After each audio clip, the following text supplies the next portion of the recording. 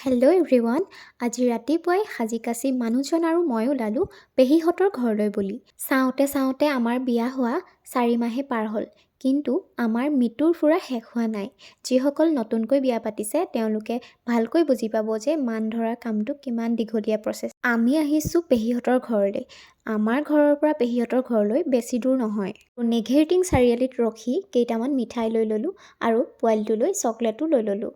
এয়া হৈছে বৰমা, মানে পাপাৰ খুৰীয়েক। সৰুতেই দেখা বোলে, এতিয়া আকৌ বিয়া হোৱাৰ পাছতহে দেখিছে। কথা বতৰা পতাৰ পিছত ধুনীয়াকৈ চাহ একাপ দিলে বৰমাই আৰু ধুনীয়াকৈ মান ধৰি আমি পেহীহঁতৰ ঘৰলৈ গ'লোঁ।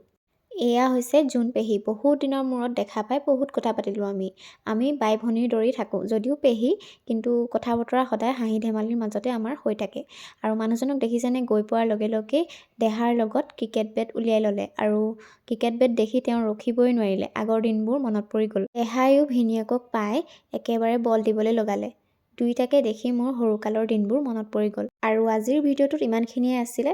বৰ বিশেষ নহয় বাৰু, তথাপিও দেখুৱাবলৈ চেষ্টা কৰিলোঁ। তেন্তে আজিলৈ আহিছোঁ। বাই।